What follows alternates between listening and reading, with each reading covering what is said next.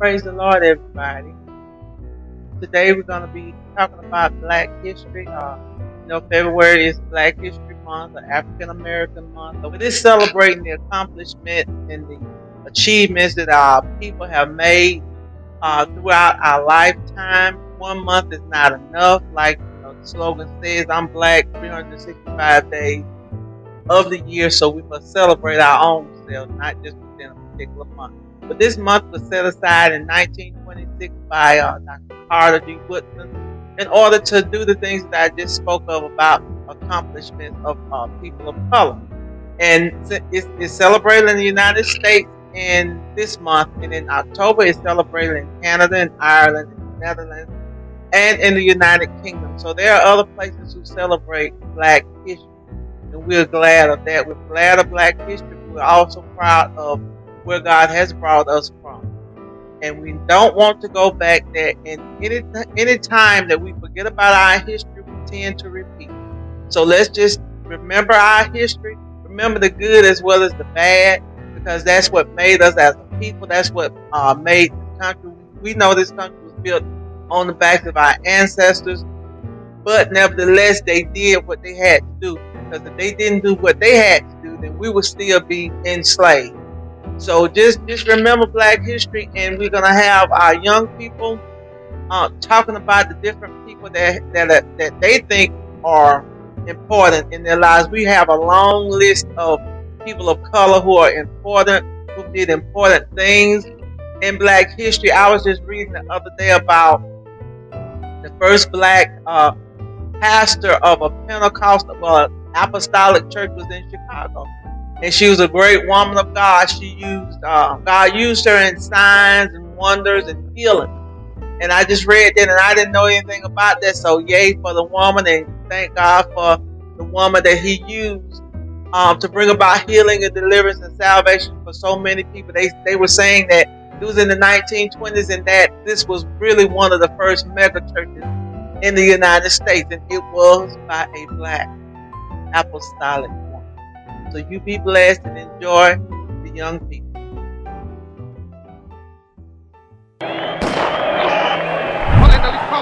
Jetzt kommt schon Jesse Owens auf. Zurückfliegt Metcalf, Bauernfeier kämpft verzweifelt. Mit weitem Vorsprung steht Owens dem Zielwand zu. Jesse Owens. My name is Katia Salter. Jesse Owens, also known as the Buckeye Bullet, was an African-American track and field athlete who won 4 gold medals and broke 2 world records at 1936 Olympic Games in Berlin. Owens' athletic career began in high school when he won 3 track and field events at the 1933 National Interscholastic Championships. 2 years later, while competing for Ohio State University, he equaled 1 world record and broke 3 others before qualifying and competing in the 1936 Olympics. I am Jesse Owens. I know we have to have people of good conscience who stand up against oppression. I know we have to have people who understand that social justice belongs to us all. And that wakes me up every morning, and that makes me fight even harder. My name is Tamara Kraft. I am Stacey Abrams. I am an African American female politician, lawyer, voting rights activist, and author who served in the Georgia House of Representatives from 2007 to 2017. I am Stacey Abrams. I was one of 4 6-year-old children, girls, to integrate the public school system here in New Orleans in 1960. My name is Shekinah Cox. Ruby Bridges proved that you don't have to be an adult to change history when journeying with the civil rights movement started at just 6 years old. In 1960, she was the first Black child to racially integrate an all-white elementary school in the South. On her first day of school at William Frantz Elementary School in Louisiana, she had to be escorted through an angry crowd of white parents and students by 4 federal marshals. She is now an educator, author, and activist. I am Ruby Bridges.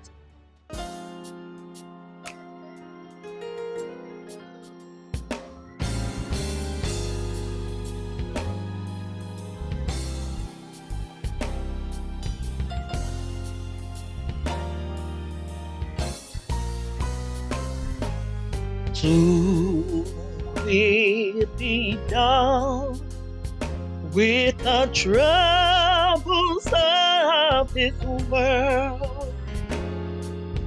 Trouble of this world. Troubles of this world. Soon we'll be gone with the troubles of this world. Going home to live with my God.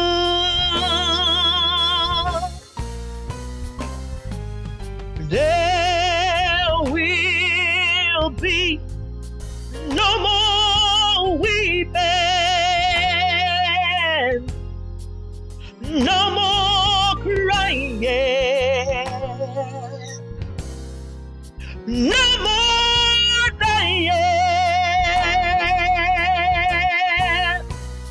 Going home to live with my God. Going home to live with God. But above all, I will never forget who this victory truly belongs to.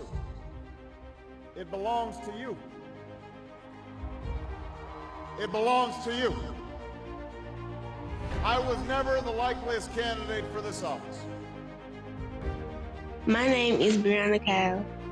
Barack Hussein Obama is an American politician and attorney who served as the 44th President of the United States. From 2009 to 2017, a member of the Democratic Party, Obama was the first African American President of the United States. I am Barack Obama. My name is Zion Salter. On September 5th, 1939, a woman named Claudette Colvin was born. Claudette Colvin was a pioneer of the 1950s civil rights movement and retired nurse aide. On March 2nd, 1955, she was arrested at the age of 15 in Montgomery, Alabama for refusing to give up her seat to a white woman on a crowded segregated bus. This occurred 9 months before the more widely known incident in which Rosa Parks. Colvin did not receive the same attention as Rosa Parks because she did not have good hair, she was not fair-skinned, she was a teenager, and she was pregnant. Colvin was one of the 5 plaintiffs in the first federal court case filed by civil rights attorney on February 1st, 1956, to challenge bus segregations in the city. I am Claudette Colvin. Hi, my name is Sharice Craft, and I will be reciting my poem, Empowerment of a Young Mind. In the beginning, kids have big dreams, saying, Mom and Dad, one day I'm going to play on the Cavaliers team. Determined, happy, and patient by any means, exposure to the dangers of life caused their mind to grow weak.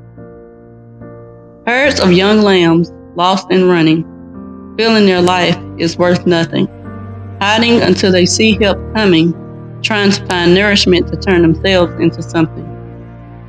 Present them with wisdom and knowledge, words of encouragement saying, you got this, go on to college. Negativity and worries shall be abolished. Fight the line, young lamb, don't become demolished. Empowerment of a young mind doesn't only tell with time. Striving and working hard is a great sign. Follow that positive path and say, yes, it's mine. I drew that beautiful line.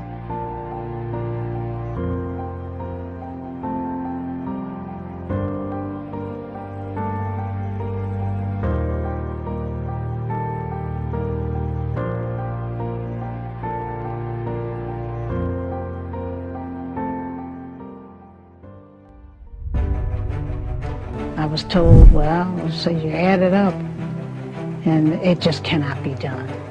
You're a girl, you're black, you're poor, and it just can't be done. I didn't pay any attention to that. I just kept right on dreaming. I am Deshauna Daly. After a year's internship at the Harlem Hospital, the next challenge was choice of residency, surgery. There were no other Black women in general surgery in the South, and I had to forge through almost universal resistance. I said that Dr. Matthew Walker was a brave man because he accepted me into the program despite advice from his staff that a woman couldn't restrain rigors of surgery.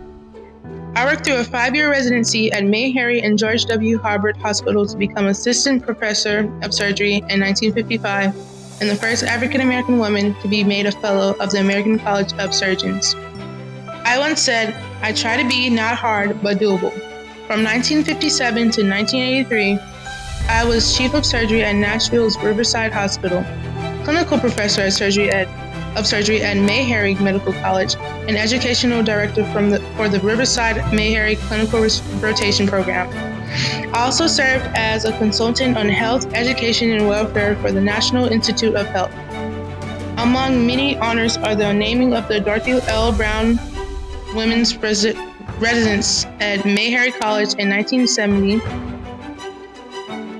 I also received the Humanitarian Award for the Carnegie Foundation in 1993 and the prestigious Horatio Alger Award in 1994. I often say I was proud to be a role model, not because I have done so much, but to say to young people that it can be done. I am Dorothy Lavina Brown.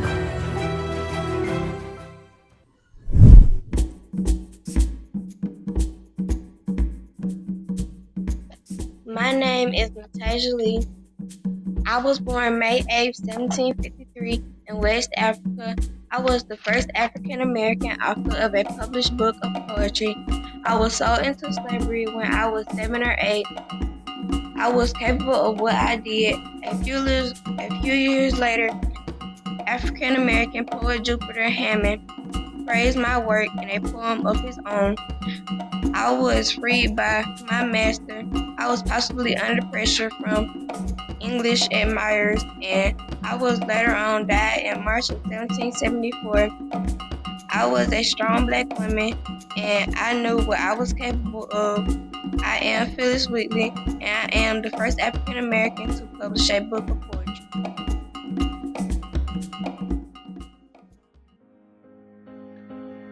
Oh my, that's too high. I can't reach. It's so afar, it stretches like a wayside beach.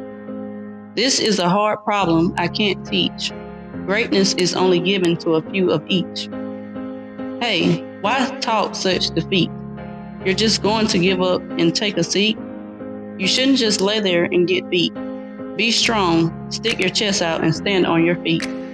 Ah, whoever you are, what you know, I had a big and great seed to sow. I'm tired of running this race and stubbing my toe. You don't know what it feels like to have a door closed shut and told no. Who said it was a closed door?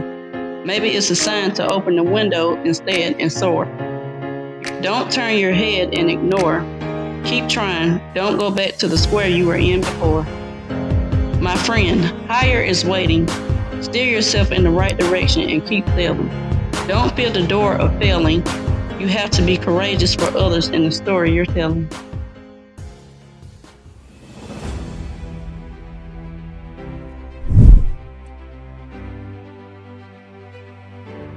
I am Sanaya Lee. I was born on January 14, 1948, and born into a family of 3. I have a father named Thomas Edward Hunt, and a mother, Daphne Lindsay, and a sister, Erica Hunt. My grandparents immigrated to the United States from Jamaica due to World War I. By the age of 15, I wanted to major in mathematics. By my junior year, my professor, he urged me to attend the graduate school he had attended, which is the University of New York. After finishing my college time, I took a job at the University of New York. I characterize the ferromagnetic materials used in disk drives and ATMs. We use some of those things today, such as the chip on your card. I am Byron Hunt.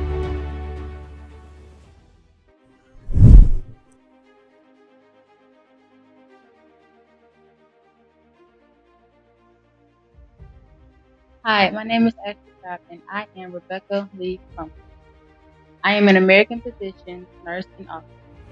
After studying at the New England Female Medical College in 1864, I became the first African American woman to become a doctor of medicine in the United States. I was one of the first female physician authors in the 19th century. I graduated from medical college at a time when very few African Americans were allowed to attend medical college or publish books. I first practiced medicine in Boston, primarily serving poor women and children. After the American Civil War ended in 1865, I moved to Richmond, Virginia, believing treating women and children was an idea to perform missionary work. I worked for the Freedmen's Bureau to provide medical care for freed slaves. I was subject to intense racism and sexism while practicing medicine. During this time, many men believed that a man's brain was 10% bigger than a woman's brain on average, and that a woman's job was to act submissively and be beautiful. Because of this, many male physicians did not respect me, Rebecca Lee Crumpler, and would not approve me for prescriptions for patients or listen to my opinions. Still, I, Rebecca Lee Crumpler, preserved and worked passionately. I am Rebecca Lee. With my gun, there will be no more weeping, no more crying, no more dying. Going home to live with my gun. Going home to live